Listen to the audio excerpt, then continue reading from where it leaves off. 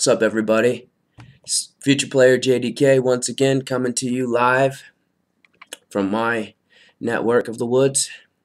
So this is going to be my first official Saturday Night Live review of season 44, episode 4, hosted by Jonah Hill, musical guest Maggie Rogers.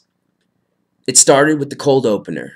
I was wondering where they were going to go for the cold opener because, as I said in my previous video, they took the last 2 weeks off and there have been a lot of opportunities for comedy when it comes to politics.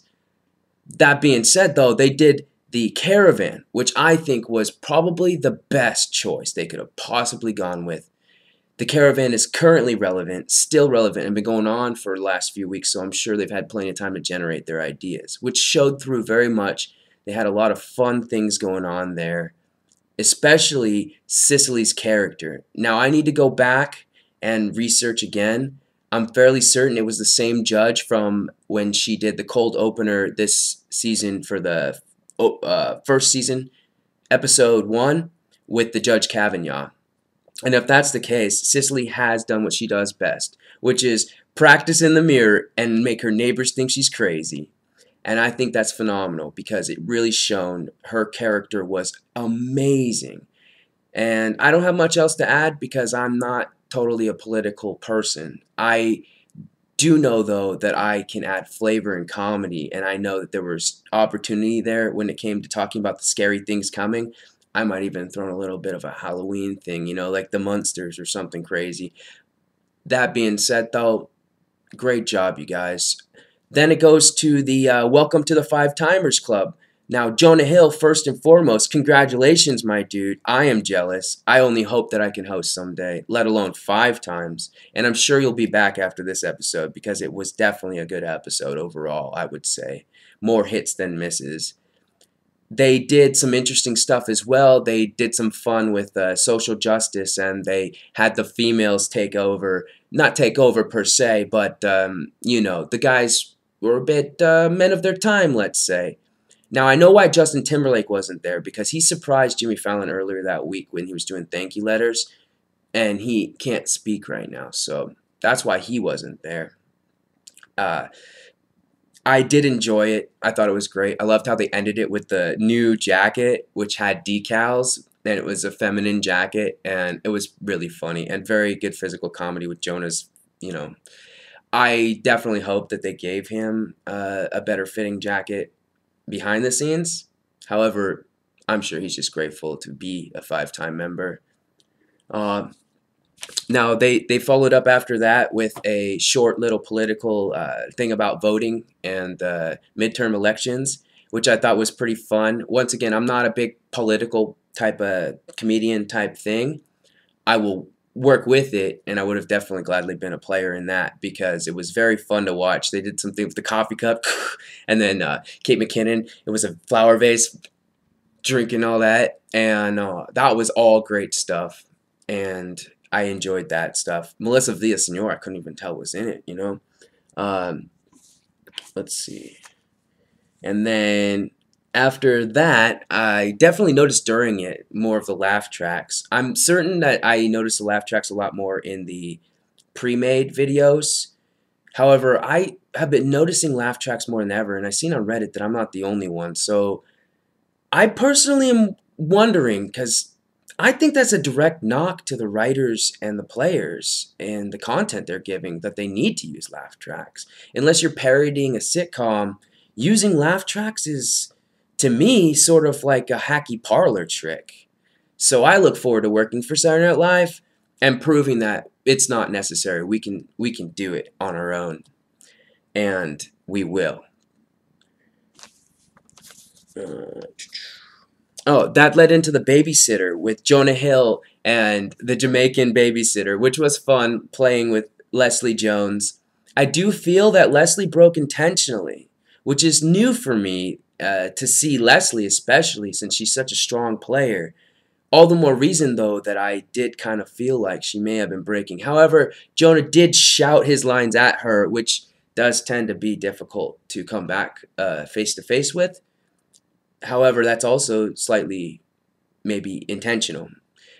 Also, one other thing I gotta say, Jonah, as much as I love you, buddy, you didn't even use the child infliction. And I've been working at improv for 12 plus years now, and it's fairly basic, something you start off really early on, I feel. And It's a bit more like this, you know. How's it going, guys? What you doing? You know, I like candy. and very similar to Gilda Radner, Bill Murray, the nerd sketches back in the day, which, bless her, Gilda. And let's see, after that, let's see, you had a musical about a nation divided. Now, what I really enjoyed about this was not so much that it's a musical, because I tend to not really care about Broadway or parodying Broadway or any type of musicals, really.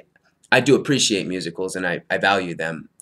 That being said, I would mention that I noticed a lot of things going on, a lot of like ridiculousness getting thrown in, and that shines with the new writers they picked up, because one thing I know for sure, the Second City Review and the teachings of Second City writing involve a lot about where do you start, and then how can you grow, and then where do you go, and then what happens. And it's a beautiful thing to see, and it was very well performed, and I know for a fact that they hit the nail right on the head when it comes to the people that are enjoying the musical stuff that they've been doing for the last few seasons. And let's see, that led into the driving school, which once again, the driving school was another exemplary showing of Second City writing talent. I definitely know, because it started at the bottom with just her being on the floor. That's already ridiculous. Oh, teacher's on the floor. I mean, that's silly. And then once you started there, where do you go? And it kept stacking and stacking. And then they did the little camera, like, zoom in on me, zoom in on the teacher. And McKinnon delivered it perfectly. And the only thing I would say is that's when I started noticing a lack of ego. And I don't mean like ego, I mean like the actress, who was not a lot in this season's episode, and it worried me. I thought maybe she's sick, or maybe she got fired, and I'm not sure. Also, once again, there was breaking involved, and I'm not sure if that's Jonah or if that's the cast, but I have to say this, that it does worry me that I saw a lot of breaking in this episode, and I'm concerned that that might lead into the next episode and not stop. And if that's the case, I'm going to call it right now. There's a huge overhaul coming, and next season's going to have a lot of new players and writers. Maybe not writers, but definitely players. And if that's the case, Lauren, I am totally there for you. I will gladly fill that position. I will fill that slot. Hell, if you fired Ego, I will gladly be your new Ego. Gladly, I will do. Because I can tell you one thing for sure. I can write as good as she can when it comes to writing in the sketch Second City format. And I am fairly certain that I am equally talented when it comes to performance atmosphere and doing what is necessary. I like her and I enjoyed her, and I'm looking forward to seeing more of her. So I hope that's not the case. Um, so yeah, the breaking was definitely apparent once again.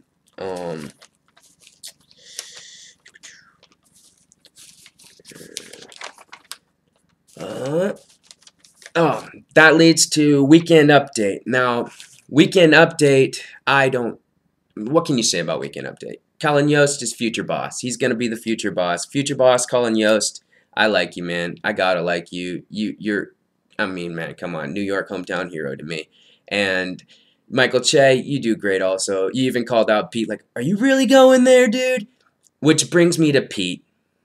Pete. Once again, Pete Davidson talking about Pete Davidson. And that's all I gotta say, man. Look, if you really want people to leave Ariana alone, Pete, then what you gotta do is stop talking about her, bro. Because I don't care, and I don't know who does care, but I can say one thing's for certain, you're on national TV. So if you're gonna be talking about her, you're not helping the cause. And I get it though, man, but I really don't care. I don't care about your personal life. I really don't, man. My dad's dead too. It sucks. I smoke weed too. Don't tell nobody, but I live in Washington, so it's cool.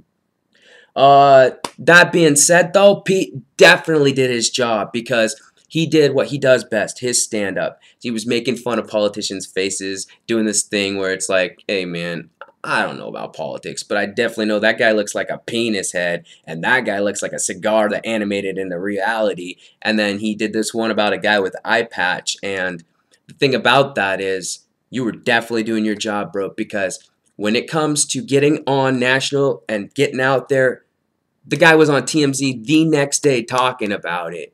And I get what he's saying, and I understand what he's saying.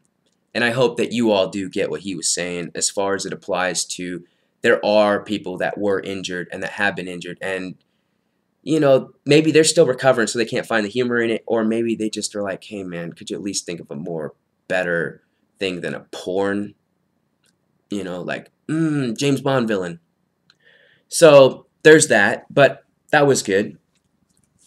Leads into the America's Got Talent, which hands down my favorite one for one very specific reason. Melissa Villaseñor. She was on America's Got Talent. And I thought, oh man, that's so meta. Because I actually, you guys wouldn't know this, but I actually was in line behind her, about 15 people. And I seen her. I didn't know who she was at that time. And I didn't make it through, obviously. I did watch her through it, though. And I told my mom, I said, I know, I seen her. And mom's like, what are you talking about? She didn't even believe that I went to the interview, you know, the audition. So that being said, Beck Bennett, I know you're trying, man. Simon Cowell, just, you're there for Lauren. You're there for the people, and you do what you can. And I'm not knocking you at all, Beck, because I know you are a hard worker, man.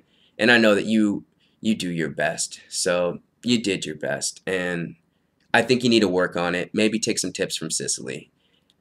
The Mooney doing Howie Mandel was definitely an interesting take. So interesting that Howie tweeted the next day and said, hey, props to you, which I think is really cool also because, you know what? Howie's happy. The world's happy because it's Howie, man. Everybody loves him. And let's see, what else? Oh, and then the Sarah Huck Aziz. Well, I'm calling it Sarah Huck Aziz. That's what I would have called it. It was a parody on PM, and I enjoyed it. It was a great commercial parody. I feel like it's a little bit, because it's in the time. That being said, though, Eddie Bryant, being Huckabee, she embodies Huckabee. I could only be so blessed to find a celebrity or a personality or someone in the actual public eye that I can be so much them. I would love that. And AD did amazing, and it was a very funny sketch. And then finally, there was the Pug Wigs. And Pug Wigs, normally I wouldn't like something like that, right? Because I don't really care about dressing dogs up. I'm not, you know, I'm not. Just look no further than Mascot Stoney, man. We didn't put pants on him ever. He just let the balls hang. That being said, though, there was a subtle drop about it not being a front. That was my favorite part because that actually allows them, they could bring that sketch back whenever they want, and they could have like the rival mobsters come through and they'd be like having cat hats or cat company. And then another one was like Lizards and Friends, and they're all like that, you know. And then at some point the federal government comes in and it's like, yo, we got to, you know, something fun. So that was great. And then finally credits rolled and Jonah gave out props, and all I was doing was, where is Ego? Where is Ego? Where is she? Where is she? Where is she? She there, she there, she there. I did not see her. So I'm going to rewatch Saturday Night Live. I would do it anyway, but I'm going to rewatch it specifically to see where Ego was in this episode. And that being said, I'm future player JDK. I kept it under 15 minutes, so I'm happy. And I love you all. Thank you for joining me on this journey, and look forward to more videos, and I hope you enjoyed this content.